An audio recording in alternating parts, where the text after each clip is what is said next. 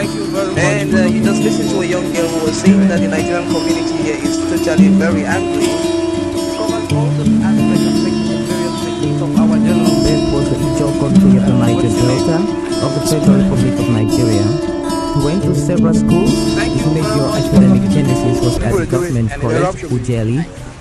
Go gather, destroy their food. With the camp and that other camp, don't go camp. You don't compensate everybody. But some will in its key generation sometimes.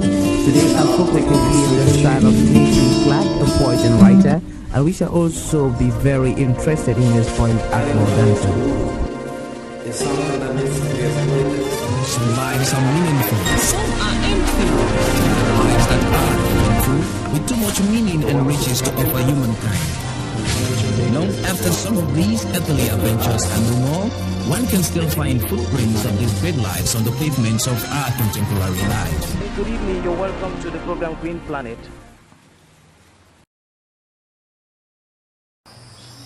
Welcome to Fighting Poverty and Engaging Conservation Through Sounds 2010.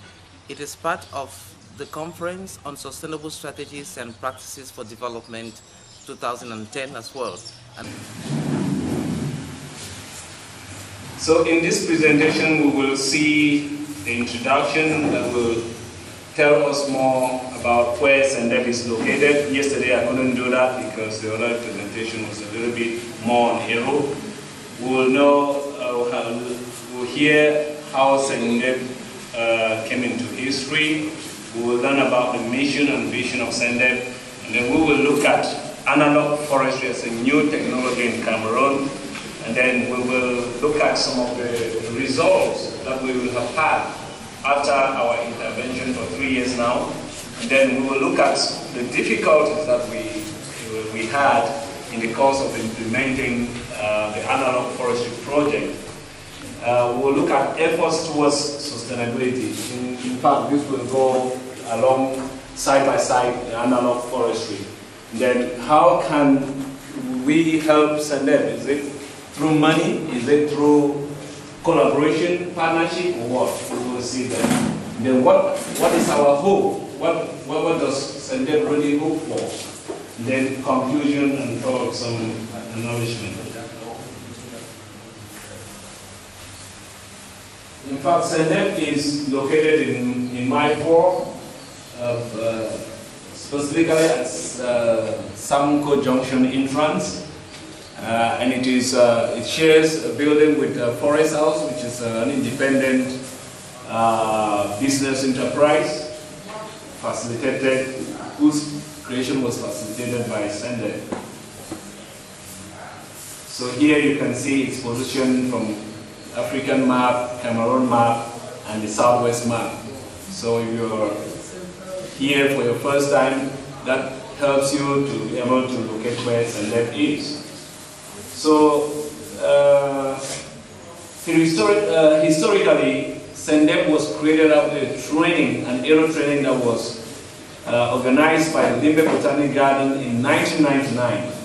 And so the trainees that came from my four Bonajikombo wanted to consolidate the skills that they got from that training by coming into Synergy. And so they created the group known as Center for Nursery Development and Aero Propagation to continue the work of aero domestication in the region. And so CENDEP, with the creation, it finally saw its legalization in July 2002, and it became involved in voluntary training of other community members on aero domestication. And that was through the support of Mount Cameroon project. So the resources, the financial resources they had in order to go to different areas and carry out this voluntary training was based on the support that the Mount Cameroon project was providing at the time. When the Mount Cameroon saw its exit in 2002, it became really difficult for CENDEP to continue with the training, with the voluntary training in arrow domestication. And what happens thereafter? She lost most of her members, leaving behind just 4 members. And these 4 members, as farmers, could not do anything. And so that allowed them now to recruit experts from all walks of life to develop, to design projects that will enable them have funding and continue with this good work as a strategy for livelihood improvement. So the first grant that it got was from the U.S. Embassy. The program was a self-help initiative that the UN Embassy was giving at the time. So they had that grant to construct the nursery space, which today which today is used as an office as well as a store.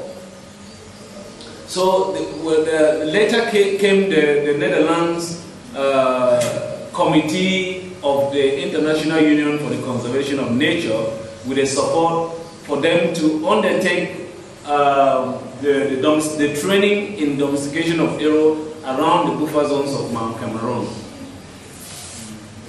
So you could see the center, that's the CENDEP office, which was built at a time when the UN Embassy supported them. So, looking at the mission of CENDEP, CENDEP is created to assist and or train local people in the domestication, sustainable production, and marketing of non-timber forest products and agricultural products of economic importance and in the sustainable management of natural resources. Notwithstanding, they have a vision that they want to attain, and that vision is to become a lead organization in Cameroon in building the capacities of grassroots organizations for the sustainable management of natural resources, production and marketing of NTFP and agricultural products of economic importance towards poverty alleviation. We can see that already from the Offspring Forest House, which just presented.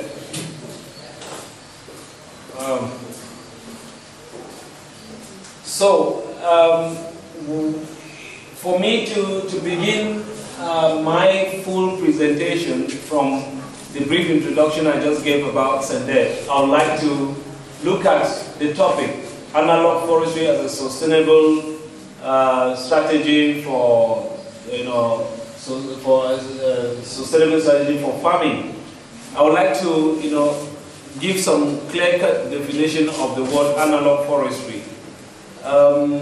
According to Senanayake, is actually the father of analogue forestry, and he's based in Sri Lanka. He defines analogue forestry as a system of land management that seeks to establish a tree-dominated ecosystem similar in architectural structure and ecological function to the original climax vegetation community. So analog just means like similar or just like. It seeks to empower rural communities against three overarching principles. About three overarching principles. One is environmental sustainability, 2, economic viability, and 3, social acceptance. And I'm talking about the cultural aspects as well as the social aspect of the indigenous communities.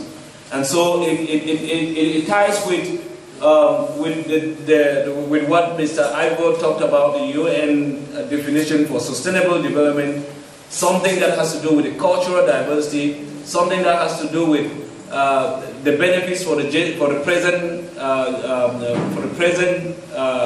people without compromising the benefits of the future generation. So, but hearing about analogue forestry is really daunting because, and I'm sure most of us sitting in here were hearing analogue forestry for our first time, but where did it begin? Where did it begin, brother?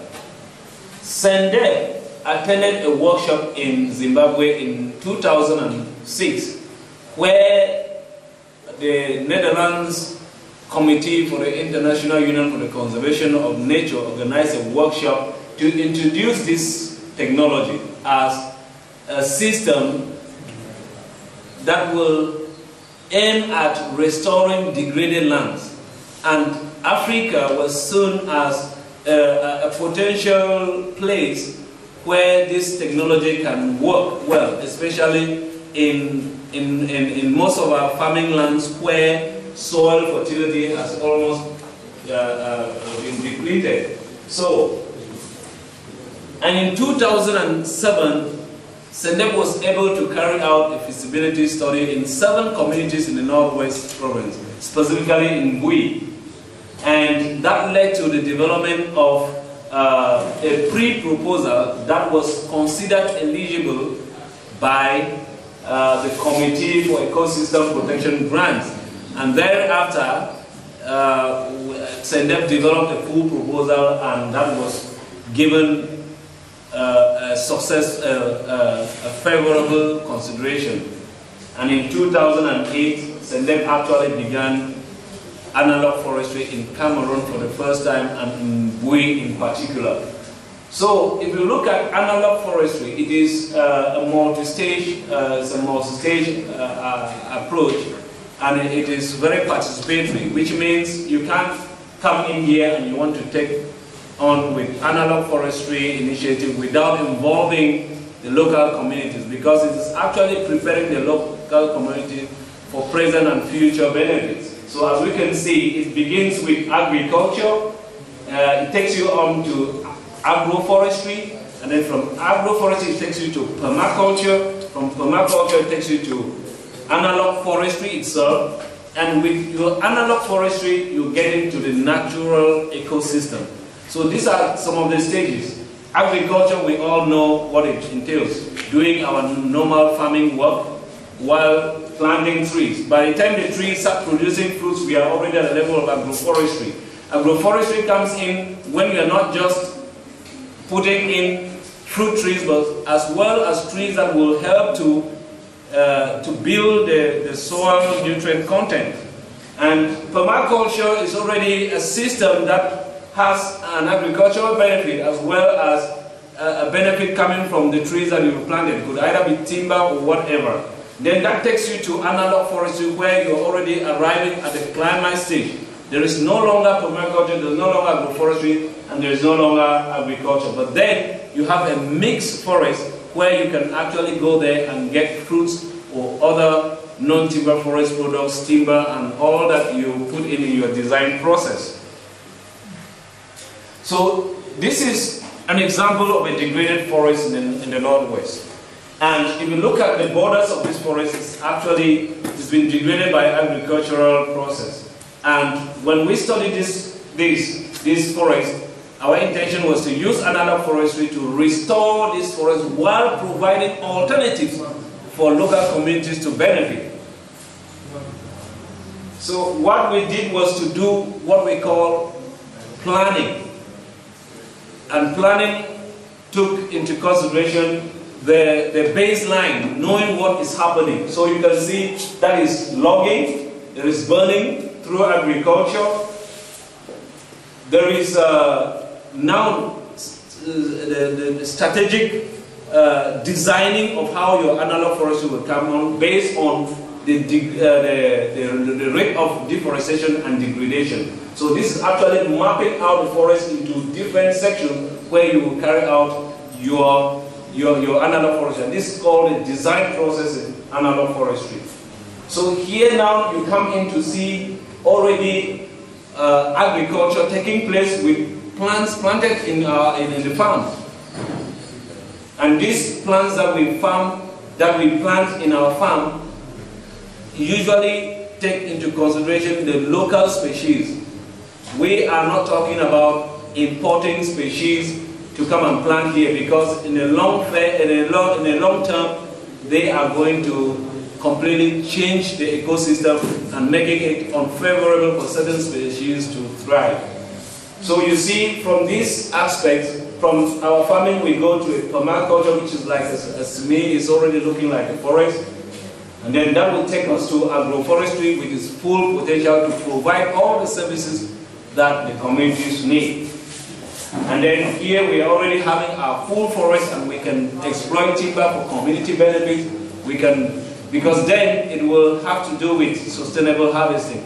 It's not just harvesting to go back to where we began, but putting in strategies to keep the forest while it gives benefit at all the time. So this is actually the Mba Mba forest, where we carry out Analogue Forestry, and you can see areas where we carved out for Analogue Forestry to take place. So we were right in the middle of the forest where you have green, that is intact forest, but then where we have other patches, they are where human activities are taking place. So we can actually see from here that the green place entails intact forest, and the yellow patches are degraded areas due to agricultural practices and so on and so forth. So if we want to look at the prognosis of Analogue Forestry, what does it really entail? What do we really want to gain from Analogue Forestry? We are looking at Analogue Forestry being able to provide, being able to have the production components, and the production component should be able to satisfy the local community socially, economically, and ecologically. Ecologically, it's about giving a balance to the ecosystem. Economically, people should be able to get things out of that forest and market them for for money. And then socially, they should be able to use the forest the way they used to use it. Like in this forest, the Mba Mba forest has a shrine where they do their cultural and traditional rites. So we can't take that off from them, because we know it is vital to them. And that has to do with a lot of cultural consideration of that community.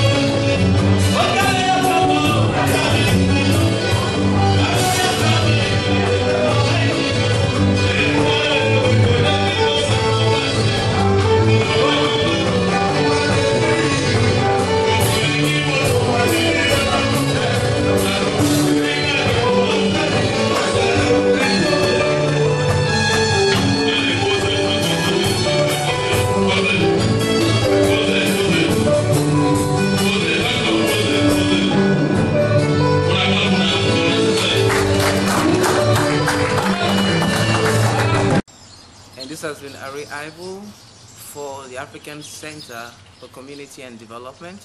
I have been reporting on the Conference on Sustainable Strategies and Practices for Development and on the workshop Fighting Poverty and Engaging Conservation Through Sounds 2010.